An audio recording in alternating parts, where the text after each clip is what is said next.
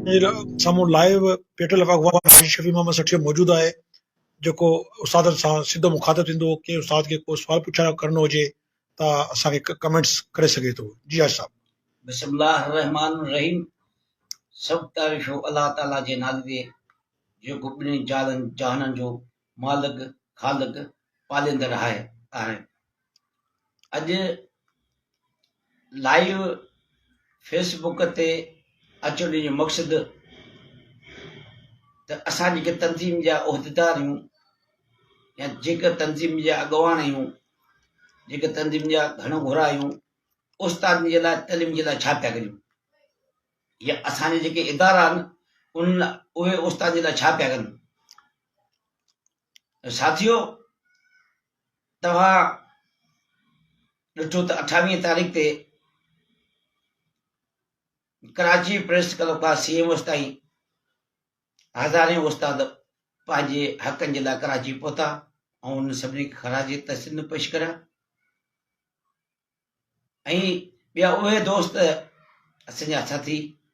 जेके कनि मजबूरी जेके न पहुची सघिया, ॿिया अहिड़ा दोस्त जेके सिर्फ़ु फेसबुक ते वेही तनक़ीद था कनि, उन जूं तनक़ीद अखियुनि ते जेका सूरताल हुई उन खां असां लम्हा ब लम्हा उस्तादनि खे आगाह कंदा रहियासीं। पोइ अलाह पाक जी महिरबानी सां जेका असांजी ॻाल्हियूं करणी हुई हुकूमत सां, सूबाई वज़ीर जी बार बार कॉन्ट्रैक्ट ते राब्ते ते ऐं सेक्रेटरी तइलीम जा आला ऑफिसर प्रेस क्लब ते हली विया। ऐं वरी आख़िर में जॾहिं धर्म ख़तमु करण जो ऐलान कयो तॾहिं बि उहे आया ऐं सूबाई वज़ीर साहिब जो पीस पायो। उन खां पोइ असां सभु शयूं उस्तादनि जेका लिखियूं, जेसिताईं नोटिफिकेशन न मिलंदो वापसि न वेंदासीं। अल्हम्दुलिल्लाह बायोमेट्रिक जेको सिंधी उस्तादनि जो वॾी में वॾो मसइलो हो, बायोमेट्रिक डिवीज़न ते लेवल ते आणण लाइ नोटिफिकेशन ऑर्डर सेक्रेटरी साहब जारी करायो वियो। इन ते आउं सेक्रेटरी साहब ऐं सूबाई वज़ीर जो इंतिहाई मशकूर आहियां। इहो उस्ताद जो पुराणो मसइलो हो ऐं उमेदु आहे त जेको टाइम पीरियड 4 महीने ॾिनो ते अमल थींदो। उन खां पोइ अपग्रेडेशन जेका सिर्फ़ु कराची सेक्रेटरेट में नोटिफाई थींदा हुआ ऑर्डर, उहे हाणे पावर डायरेक्टर साहिबनि खे ॾिना विया आहिनि। उन खां पोइ जेके ॿिया मसइला आहिनि, वॾे में वॾो ॿियो मसइलो जेको असांजो आहे बायो अपग्रेडेशन बिना शर्त ई थिए। 2019 ताईं जेके उस्ताद भर्ती थिया आहिनि उनखे डेट ऑफ अपॉइंटमेंट करे गुज़र कयो। कैंपस क्लस्टर हब स्कूल ख़तमु कया आहिनि। ॿिया जेके मसइला उन ते मिनिस्टर साहिब जे हुकुम ते असांखे मीटिंग जो लेटर मिली चुको आहे, अने में एजेंडा बि लिखियूं आहिनि ऐं उन में असां चाहींदासीं त जेके ॿिया बि असांजा मसइला आहिनि उहे सेक्रेटरी साहिब जे अॻियां रखूं। मूंखे इहा बि ख़बर पई आहे त कुझु उस्ताद दुश्मन कुवतूं हींअर सां लॻी पई त इहा मीटिंग न थिए, उस्ताद जा मसइला हल न थियनि। हाणे इहो डिपेंड करे थो सूबाई वज़ीर सेक्रेटरी साहिब ते त आया 4 तारीख़ ते उस्ताद जा मसइला हल करण जे लाइ केतिरा संजीदा आहिनि ऐं केतिरो रिस्पॉन्स था ॾियनि। 4 तारीख़ ते मीटिंग थी, असां तव्हांजा उस्ताद जा मसइला हुन जी साम्हूं रखंदासीं। मूंखे उमेद आहे त सूबाई वज़ीर तइलीम सेक्रेटरी तइलीम उस्ताद जा मसइला हल कंदा। न हल कंदा त असां पंहिंजे हक़नि जे लाइ वरी जदोजहद जो ऐलान कंदासीं। साथियो, ॿियो तव्हांखे अहम ॼाण ॾींदो आहे त कल्ह 29 तारीख़ ते पेट्रोल जी वर्किंग कमेटी जो इजलास हैदराबाद में घुरायो, जंहिं बाबति असांखे सिर्फ़ु सोशल मीडिया ते पढ़ियोसीं, पर तंज़ीमी उसूलनि मुताबिक़ असांखे एतिरा न ॾिनो। कल्ह सुबुह मां मूंखे मुंहिंजे ज़िले सिजावन जो सदरा भाउ मोहम्मद मूसा लगारी उन इतला ॾिनो त आशिताब तव्हां कराची में हैदराबाद छो था अचो। मूं हुनखे चयो त साईं मूंखे असांखे एतिरा न आहे मीटिंग जो, ऐं मूं अहिड़ी सूरत हाल पंहिंजे फेसबुक आईडी ते बि रखी त मोहम्मद मूसा जो हुकुम थियो आहे, हाणे इजलास मंजू, पर असांखे इतला न आहे। मुंहिंजा जेके दोस्त साथी हुआ, डॉक्टर अब्दुल जब्बार खोसो साहब, गुल मोहम्मद हमूम पोटो साहब, मटियार ज़िले जो सदर आहे, जेको सदर आहे, सैयद मुमताज़ शाह सखर ज़िले जो सदर आहे, वग़ैरह वग़ैरह, उन्हनि खे इतला न ॾिनो इहो मीटिंग जो। ही त ॾिठो निज़ाम आहे। तव्हां माना ॻुझ ॻोमी मीटिंग घुराए इदारनि जो, जेके क़ौमी असेंबली जा मेंबर आहिनि या सूबाई असेंबली जा मेंबर, उन्हनि खे बाक़ाइदा एतिरा ॾिनो आहे, पर हिन असांखे एतिरा न ॾिनो। ख़ैर असां वरी बि सभु दोस्त कराची समेत कुझु दोस्त जिन खे एतिरा न मिलियो, वीचारा नहिजी थी विया। जीअं बहादुर साहब दाल साहब आहे मुंहिंजो भाउ, उहो कराची धरणी में हो, राति जो देरि सां पतो। उन खां पोइ कुझु कराची जा दोस्त आहिनि, उहे न अची सघिया, पर तक़रीबन असां अक्सर पहुतासीं। किसो कोता असां हैदराबाद गजारी में पहुतासीं त सिंधी उस्ताद जो जेको हीउ एवान आहे, इदारो जेको उस्ताद जे मसइलनि जो हल कढंदो। जॾहिं असां हुते पहुतासीं त असांखे इहे लेटर न आया त बाबा जेके एजेंडाऊं आहिनि, सिर्फ़ु एजेंडाऊं ते ॻाल्हायो वेंदो। असां ही रुॻी हे जेके असांखे तव्हां एजेंडो ॾिनी, रुॻी एजेंडाऊं ते ॻाल्हाईंदे छो? हिननि एजेंडाउनि में त उस्ताद जे मसइले जे बारे तव्हां कुझु लिखियो ई न आहे। हिन एजेंडा में तव्हां सिर्फ़ु ऐं सिर्फ़ु माना असांखे पाबंद था करियो त तव्हां तंज़ीम खां ॿाहिरि किथे बि का कूक घोड़ा घोड़ा न करियो, जीअं असां चाहियूं तीअं थिए। असां एजेंडा पढ़ण खां पोइ साईं सिकंदर जतोई साहब ऐं आऊं ॿई उथी बीठासीं। मर्कज़ी सदर खे अर्ज़ु कयोसि त साईं मुंहिंजा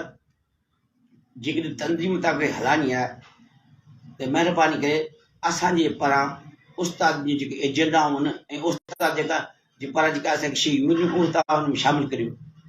पोइ उहा महिरबानी कई मर्कज़ी सदर साहब, 4 एजेंडाऊं शामिलु कई। 5 एजेंडा साईं जो त इहा मुंहिंजी ज़ात मुतलिक़ आहे, इहा आऊं शामिलु कोन कंदुसि। पोइ असां हुन ते घणो ज़िद कोन ॾिनो। ख़ैर कुए सां मीटिंग शुरू थी त तासिर जेके साईं मेहर साहब सां जेके दोस्त लागे पियल हुआ, उन्हनि तासिर अहिड़ो ॾिनो त जो हिकिड़ो दफ़ो हिकिड़ी सुठी ॻाल्हि आहे, हुन असांखे ख़ुशामदी कयो त बाबा तव्हां पहिरीं मीटिंग न आहे, हींअर या तंज़ीम मज़बूत थी आहे। असां 5 दफ़ो असां आहियूं त तंज़ीम खे सगार करियूं, इदारनि खे मज़बूत करियूं। पर उहे इदारा जॾहिं उस्ताद जो तहफ़ुज़ न करे सघनि, उहे इदारा जेकॾहिं उस्ताद जो ॾुख सुख में शामिल न रहनि, त पोइ उन्हनि इदारनि खे छा कबो? उन्हनि असांखे वेलकम कयो, पर अक्षरत जेका दोस्त जी उन्हनि असां ते तनक़ीद कई, हद खां वधीक तनक़ीद कई। जहिड़ो कर असां मूं ईअं सम्झो त असांखे ॿाहिरि इंडिया में जाके दहशतगर्द आया हुयूं। बाबा असां बि उस्ताद आहियूं। असांजो मानव वारो दोस्त आहे, असांजो मर्कज़ी अॻे मां जनरल सेक्रेटरी बि आहे साईं हाजी नाज़िर निज़ामणी, उन ऐं असांजो ज़िले जो सदर आहे इम्तियाज़ डोंड दादू जो, उन माना बाक़ाइदा ईअं सम्झो त असांखे मुखातिब थींदी कयो। अदा तव्हां हिते आया आहियो एमान में, हिते कानून साज़ी थी पई, तव्हां उस्ताद जे मसइले ते ॻाल्हायो, तंज़ीम खे सगारी करण ते ॻाल्हायो। हुननि यकदमि सभिनी असांखे टारगेट कयो। साईं मोहम्मद मूसा लॻा नेठ विच में ॻाल्हायो, इम्तियाज़ डोंड ॻाल्हायो त तव्हां असां ते ज़ाती तनक़ीद न करियो। ईअं न कयो खुदरा असां वरी हितां उथी हलिया वञूं। उन खां पोइ जॾहिं हाजी नाज़िर घटि में घटि कलाक खां मथे तकरीर कई, राति 2 बजे ताईं असां वेठल आयासीं। 4 बजे खां छो मुंहिंजी तबियत बि सही न हुई, जेको कंटिन्यू हिकिड़ी जॻह ते वेहण असां लाइ तकलीफ़ थियो। पोइ हाजी नाज़िर साहब आहिनि ऐं चवां थो त कसम आहे रब जो, हुन सवाइ फारसी सदा जे बाक़ी असांजे लाइ सभु सदाऊं त हिनखे हीअं करियो, हुनखे हीअं पकड़ियो, हिनखे हीअं करियो, हुनखे हीअं करियो, हुनखे हीअं करियो। अबा ही तव्हां तंज़ीम था हलायो या तव्हां पंहिंजो हुकुम था हलायो, नादरी हुकुम था हलायो? मूं इहा महसूसु कई त मर्कज़ी काबिना हाजी नाज़िर जे अॻियां हींअर गुमाल बि जीअं हुन हुकुम पियो कयो, जीअं हुन चाहियो पिए ईअं पियो थियो, इशारनि ते सॼो कारवाई बि हलाई। असां थोरो लफ़्ज़ ॻाल्हायूं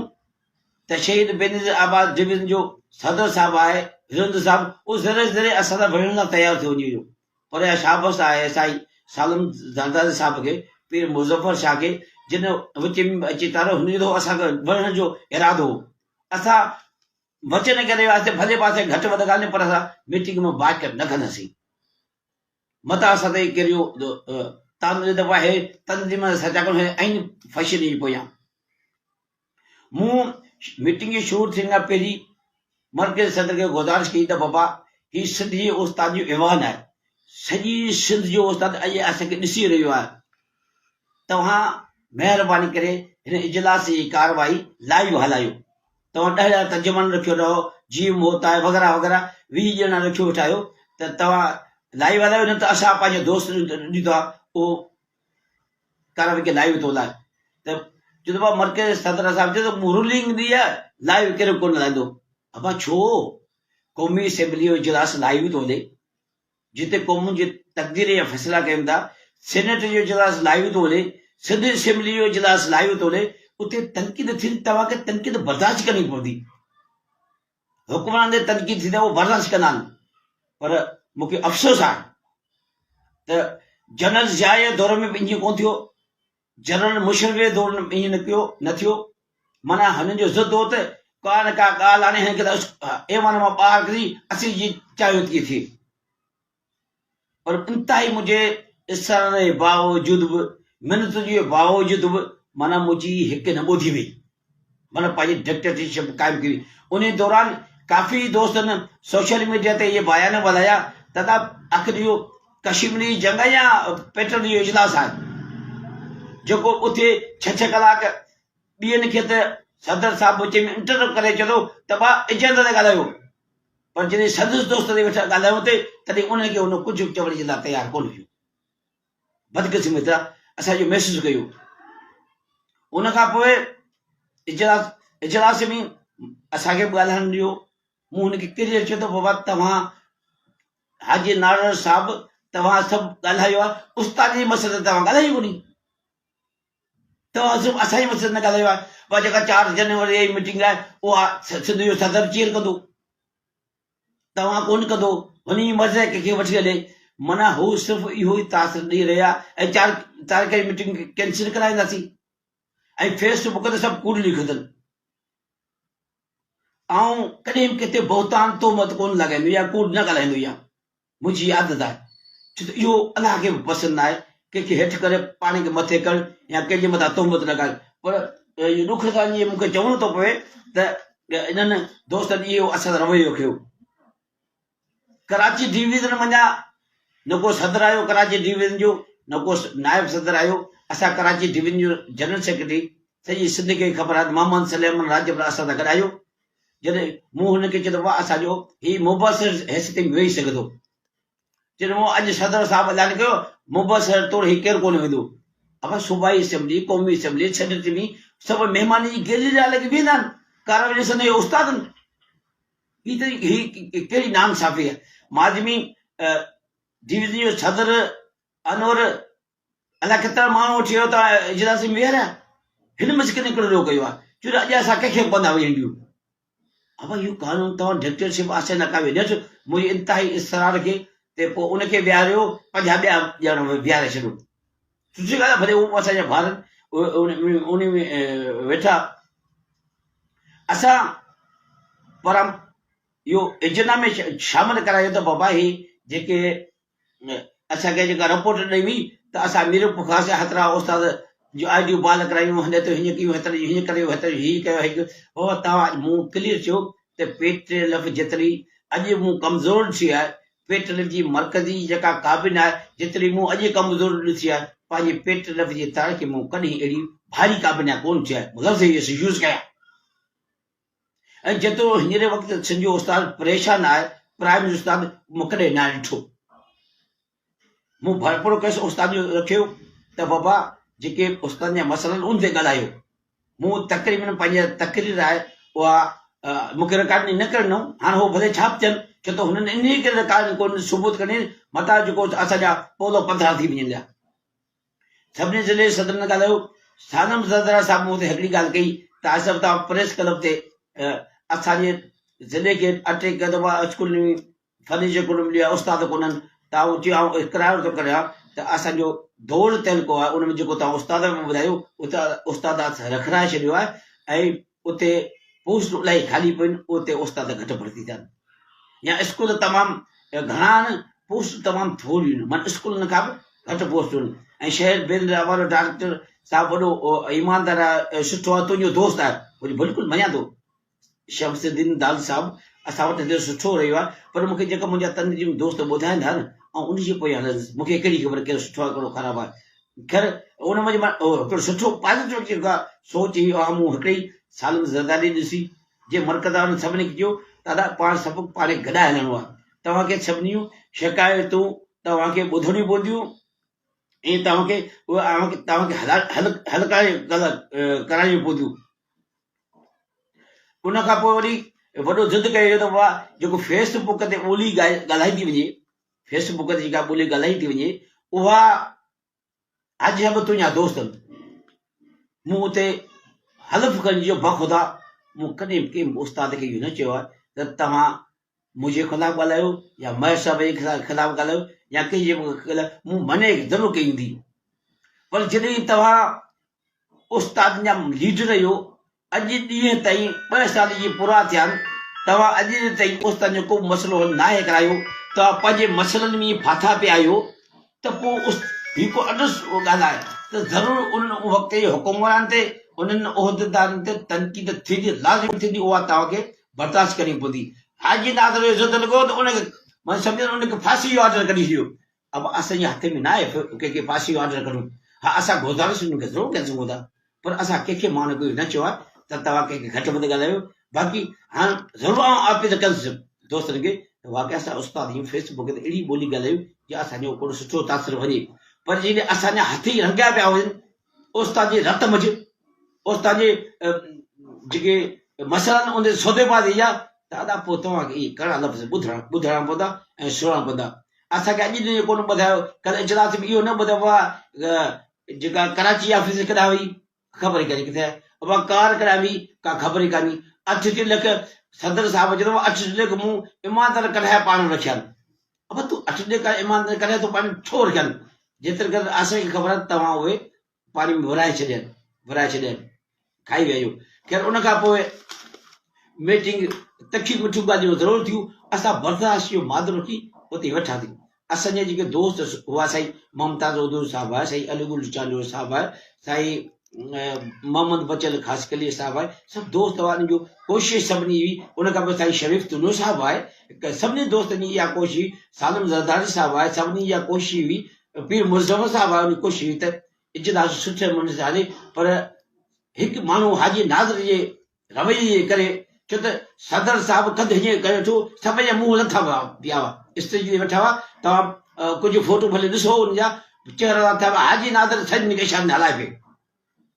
बाबा हिन जो तनज़ीमत ख़तमु करियो। मूं इहा उते वाज़ी कई, हाजी नाज़र साहिबु तव्हां चओ था त हाजी शफ़ी उस्ताद जे हक़ जे लाइ छो थो आवाज़ बुलंद करे, सिकंदे जदी छो थो करे। अगरि असां उस्ताद जा तनज़ीमिया नुमाइंदा आहियूं,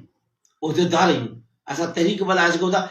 असांजा मूंखे चयो त तूं नौजवान छोकिरो आहे, पाण सां गॾु खणी घुमी, मैडम अनीता खे खणी घुमी, मोहम्मद अली शरई खणी घुमी, सरम चाग खे खणी घुमी, या छोकिरो असांजो जोन जा आहे शिकार विझो। मुंहिंजे लाइ हर उस्ताद क़ाबिल एतिराम आहे, जे तव्हां क़ाबिल एतिराम आहियो, नौजवान मुंहिंजो मुस्तक़बिल आहे सिंधियो, उहो मूंसां गॾु हूंदो ऐं उन खणी हलंदुसि। अॼु न बसि 100 खणंदुसि, जेकॾहिं ग़लति हूंदो उन खां ज़रूरु चवंदुसि तूं ग़लति आहीं। उन्हनि दोस्तनि उहे तनज़ीमूं जॾहिं नौजवान ठाहियूं, जॾहिं असां उनजी तवक़ात ते पूरा न थियलु, पोइ मजबूरी में न ठाहींदा। साईं गुलाम रसूल महर एसटीसी सां पाणी जी मीटिंग कई, एसटीसी सां दोस्तनि कराची हैदराबाद में सेक्रेटरी साहिबु गंजानी में विहारियो। एसटीसी वारनि जेके बि तहरीकूं हलायूं, सिंध यूनिवर्सिटी जा जेको दोस्त टेस्ट पास उन्हनि तहरीकूं हलायूं, NTS वारनि तहरीकूं हलायूं, उन मुंहिंजे हाजी नाज़र बि शामिल हो, उन में छलगिर साहिबु हो, महर साहिबु हो। ऐं त राति उन सां गॾु हलंदुसि, छो त मुंहिंजो उस्ताद आहे, असांखे उन जी इज़त करणी आहे। पर पहिरीं पेटर्न अॻु बि दोस्तनि खे रोज़ आऊं चवंदो आहियां त पेटर्न खां सवाइ ॿियो को तव्हां तनज़ीमूं आर्जित अचो, अॼु असां न हूंदासीं सुभाणे ते हूंदा। उन STC हुजे केरु हुजे, तव्हांजो मुस्तक़बिल पेटर्न आहे, उन जे पैलेट में तव्हां पंहिंजा मसइला हल कराए सघो था। पर माना मूं ते बार बार एतिरो त हुननि सच पुछो त एॾा कानून खणी छॾिया हाजी नाज़र निज़ामानी साहिबु। मूं आख़िर में रफ़ीक निज़ामानी खे दान ॾिनी, मुझे आखिर बिला असा हो करो वियो जे इजलास में आया हूं तवा मना असा के सफा अछूत करे पे पेश करो खुदा रा जी न कयो हाने छे हजार तक मथा मना बियो रे रफे पे हाथ बियो रे आखिर असा हो के कयो जदी असा सबने जल्दी सदन तक खत्म कयो उन का जदी डिवीजन जे सदन जो वार हो त साईं सिकंदर जतो चयो तू गलाए साईं सिकंदर जतो मरकजी सदर के मुखातिब थी दियो साईं मुझा कराची जो सदर में कोन आयो डिवीजन जो नायब सदर में कोन आयो जनरल सेक्रेटरी थी वठो है साईं सलेमान राजभर हमेशा ईअं थियो आहे पाण जेके माजी में जेतिरा बि इजलास थिया आहिनि त सदर न हूंदो उन नुमाइंदगी जनरल सेक्रेटरी कंदो आहे या जेके अॻे साबिक़ा सदर उनखे ख़बर आहे गुलाम रसूल महर को ख़बर आहे साईं हज नाज़िर निज़ामी खे ख़बर आहे पर मीर पीर मोज़वर छा चुप ॾेई थियो थो न बाबा साईं रफ़ी खे हिकिड़े इजलास में कढी ॾिना फलाणे खे कढी फलाणे असद मेमन खे कढी बाबा ही तरी हथरादा माना 5000 इजलास थियनि उनमें हिकिड़े इजलास जो मिसाल ॾेई मां दोस्त ने के तारीफ़ न कयो उते साईं महर साहब चयो नी त मुंहिंजो जनरल सेक्रेटरी फेसबुक ते लिखी ॾियो वञी करे जनरल सेक्रेटरी कोन था मञूं ही त ज़ुल्म आहे न ही त तोहिन आहे कराची डिवीजन जा सदर साम्हूं वेठा आहिनि उन जो इजलास कोठो इलेक्शन थी आहे इलेक्शन जो बाहिर करे भॼियो सदर आईनी तौर ते इलेक्शन थी आहे ऐं उहो अॼु बि फेसबुक ते रखियूं आहिनि उहो इलेक्शन खटी आयो आहे ऐं उधारे मां चूंडिजे आहे तव्हां चओ था इहो माना वॾो ज़ुल्म त ॾिसो न तव्हां पंहिंजे ख़वाशियुनि खे तंज़ीम ते हलायो तव्हां जॾहिं मटियारे ज़िले जो साईं सदर गुल मोहम्मद हमू वठो उनखे साम्हूं जे दोस्त असांजे ज़िले जी सादात इलेक्शन हाराई तव्हां उनखे मरकज़ी मुशावरत काउंसिल जो मेंबर कयो आहे गुल मोहम्मद हमू पोटे जे लाइ जे हारायो आहे उहो ऑफिस में वञे थो त आउं त मरकज़ी लीडर आहियां अहिड़ा 5-8 नाला मूं वटि रखिया आहिनि जिनखे तव्हां असांजे जेके मुखालिफ़ जेके उस्ताद जो को किरदार आहे उनखे तव्हां उहिदा न कराची मुंहिंजे मदनी मुंहिंजे तव्हां मुशावरत काउंसिल जो मेंबर कयो आहे साईं रफ़ीक ख़ासि करे मदनी जो सदर आहे उन शिकायत कई इजलास में त मूंखे हलनि ई कोन थो ॾे मुशावरत काउंसिल जो मेंबर पोइ चवंदा मरकज़ी सदर खां मुंहिंजो उहिदो मथे आहे तव्हां पंहिंजी गैरानी कमु करे हिकिड़ो माण्हू आनी खटी आयो उनखे तव्हां मञण जी तयारु न आहियो अलाए हीअ ज़ुल्म हीअ तंज़ीम तव्हांखे हलंदी कान्हे पोइ तव्हां तंज़ीम दुश्मन तव्हां कल्ह इहो 100% मूं महसूसु कयो ऐं मरकज़ जो पुराणे ज़माने खां वर्किंग कमेटी मेंबर रहियो आहियां तिलकंद में रहियो आहे ज़िले में रहियो आहे पर पहिरियों दफ़ो हीउ मूं वटि आहे त मरकज़ी सदर साहिबु हाजी इंतज़ार ऐं ॿिए दोस्तनि जे अॻियां माना कंधे हेठि करे वठो जीअं हुन चयो पियो थी थियो हुनखे पंहिंजो को बि वॾो पावर कोन हो जॾहिं बाबा हिकिड़ो माण्हू चूंडिजी आयो आहे डिवीजन में तूं कीअं थो तोखे कहिड़ो पावर आहे इहो न को ऐं तव्हां मंसूर कले खे हटायो मूं पंहिंजी तकलीफ़ जी त इहो छा इहो गैरानी अमल आहे ज़िले जो सदर तलके सदर खे हटाए छॾे इहो तलके जनरल बॉडी जो आहे माना केरु जवाबु ॾींदी न उते माना चुप सुबुह जी ॻाल्हि आहे माठ बाबा तव्हांखे छो उन खां पोइ असां क्लियर मौक़ो रखियो उथी बि जाम पाण त भाउ जेकॾहिं तव्हां फेडरल डिवीजन कराची खे नथा मञो इदारे खे नथा मञो गुलाम रसूल महर तुंहिंजे भाॼे खे बि इदारे में चूंडियो आहे पोइ असां बि इहो इदारे कयो तूं त कूड़े ते खटे आहियूं गुलाम रसूल महर तूं त ठगी ते खटे आहियूं तूं त अलाए कहिड़ा तरीक़ा करे खटे आहियूं पर न असां तंज़ीम खे बचाइण जे लाइ सिंधी उस्ताद जे मसइले खे ॾिसंदे जेका तव्हां टेक्निकल तरीक़े सां खटे आहियो असां सभु ख़तमु करे असां हुनखे मञूं मूं इहो बि चयो त असांखे वोट ॾेखारियो वोट कोन खाधासीं उहा बि असां शइ चयो आहे छो तंज़ीम खे हिकु था करूं पर तव्हां चूंडियल माण्हू नथा मञो त पोइ इहो असां तव्हां सां छो हलूं सुभाणे तव्हां मंसूर खे हटायो आहे सलेमान राजभर खे हटायो आहे तव्हां पंहिंजे रोज़ नवां पिया माण्हू आणियो पोइ सुभाणे तव्हां सॼी सिंध खे हटाए अकेला वेंदा इहो ज़ुल्म आहे 16 सदर असां 15 सदर असां रखंदा आहियूं अॼु पोइ असां सुभाणे मीटिंग खे सॾाईंदासीं त वाह असां बि इदारे खे नथा मञूं महर खे नथा मञूं इन करे असां 3 तारीख़ ते पंहिंजे दोस्तनि जी गजानी कोठाई आहे जेकॾहिं तव्हां क्लियर कर मैसेज ॾियण था चाहियो त माना असां ग़ुलाम आहियूं तव्हां ॿियनि जे शहर तंज़ीम खे हलायो इहे तंज़ीमूं कोन हलंदियूं असां नथा चाहियूं सिंध जा उस्ताद ख़ुदा जो कसम मूं हलफ़नि चयो हुते मूं बाक़ाइदा हलफ़ खणी चयो हिकु दफ़ा न 10 दफ़ा त असां नथा चयूं त तंज़ीम जी धड़ाबंदी थी असां नथा चाहियूं त तंज़ीम टुटे असां चाहियूं त तंज़ीम किरदार अदा करे सिंधी उस्ताद जा मसइला हलनि सिंधी तइलीम जा किरदार अदा करियूं पर हाजी नाज़र एंड कंपनी ख़ुदा जो कसम नथी चाहे त सिंधी उस्ताद जो मसइलो हल थियनि सिंधी तइलीम ट्रैक ते थिए हो चाहिनि था त धड़ाबंदी थिए जेकॾहिं उस्ताद जे मसइला हल थियनि असां अहिड़े इदारे खे छा कंदासीं मजबूर थी असां भागवती ऐलान कंदासीं कोन में तव्हांखे 4 तारीख़ ते तव्हांखे छो ॿुधायूं असांखे मैसेज कयो या 4 तारीख़ ते मिनिस्टर सेक्रेटरी तव्हां सां मीटिंग न कंदा मां सेक्रेटरी साहब ऐं मिनिस्टर साहब खे ॿुधाइणु चाहियां त हे चोर धरावत मां आया आहिनि तव्हां सॼी सॼी उस्ताद खां पुछा करियो अॼु हे मूंखे कलाक में माण्हू गॾु करे ॾेखारिनि मुज़ाहिरो करे ॾेखारिनि उस्तादनि जी हिन सां वैसा ख़तम थी वियो आहे हे उस्ताद जी नुमाइंदा न आहिनि पर असां चयूं त तंज़ीम हिकिड़े उहो ज़हर जो डुक पी था ॾियूं का पॉइंट स्कोरिंग कान्हे मूंखे उहिदे जो शौक़ु आहे जेको उहिदा असांजा उहो रोज़गार आहे जिनजा रोज़गार आहे जिनजा उहिदा जेकॾहिं पंहिंजा पूरा खानदान बचाए वठनि उहे उनखे निभाइनि मूं कॾहिं बि पंहिंजे आईडीअ ते डायरेक्ट असांजा इज़त न आहे कनि असांजा ऑफिसर असांजे लख इज़तूं आहिनि पर सिंधी जो सदर जेकॾहिं राष्ट्रीय डायरेक्टर लिखे त बाबा हीउ त ज़मज़म मां धोपिजी आयो आहे सिंधी जनरल सेक्रेटरी डीओ जे चवण ते रिपोर्ट ते उनखे सेक्रेटरी तइलीम सस्पेंड करे वरी सिंधी जो सदर पंहिंजे आईडी ते लिखियल जनाब डीओ उहो राति मूं इजलास में पढ़ी ॿुधायो हींअर मूं वटि वञी आहे मूं सेव करे छॾी आहे पोस्ट सभिनी जॻह सिंधी जो सदर ईंदो छो त जनाब डीओ जीअं डीओ सिंधी जनरल सेक्रेटरी के ज़िले सदर के सस्पेंड करायो अच्छा सस्पेंड जो ऑर्डर मुबारक सस्पेंड जो ऑर्डर बहाल त थियो ई कोन्हे केरु पढ़े थी न झुमूरी पाड़नि माण्हू खे बेवकूफ़ कनि अॼु ॾिस सस्पेंड कंदा बाना का बि इंक्वायरी कंदे कोन थी हिनखे ॿुधायो आहे उस्ताद हींअर परेशान आहे डायरेक्टर सेक्रेटरी साहब वारा प्राइमरी उस्ताद खे मिंट अंदरि मामूली ॻाल्हि ते सस्पेंड करे छॾियूं असांजे हैदराबाद सिजाल जो उस्ताद आहे उन मिसकिन बावल मक्सी जो उन मिसकिन उस्ताद मेहनती उस्ताद सिजाल जमी 1000 खां वधीक प्राइमरी स्कूल में ॿार आहिनि तव्हां ॿुधायो अञा उते 15 उस्ताद जी ज़रूरत आहे आरसी पंहिंजी रिपोर्ट आहे उन उस्ताद खे डायरेक्टर सस्पेंड करे छॾियो छा था कई सिलेट जो हिकिड़ो सथुरो कयो नंढो मासूम ॿारो उन छिके सिलेट जो कढियो मथां सिलेट किरी सिलेट जी कुंड लॻी रत वियो छोकिरो घर वियो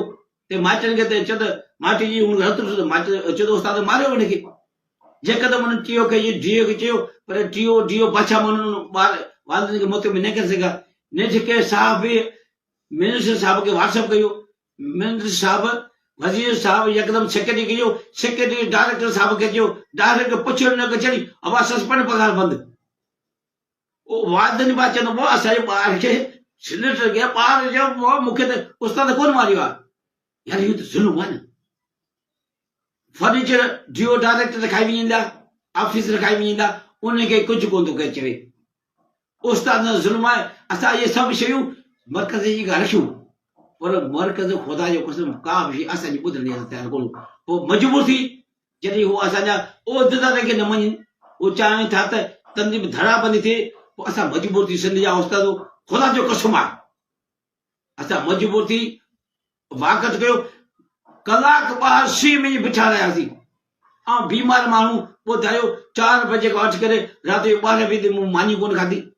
त शाबस हुजे साईं अशरफ बुरोई खे असांजो दोस्त आहे दौड़ियो सदर आहे उहो साल मार को मानी खणी आहे घर जी मूंखे खारायो त बेहोश थियणो हुउसि पोइ मां सदर राब्तो न कयो पोइ उन खां पोइ असां 14 ज़िलनि जा सदर ॿार होटल जी पिती चांहि जी पिती मन केरु असांखे छॾाए मन केरु मूंखे साञाचे पर हाजी नाज़र चयो त इहो त जेका बि शइ चाहे पोइ थी वञो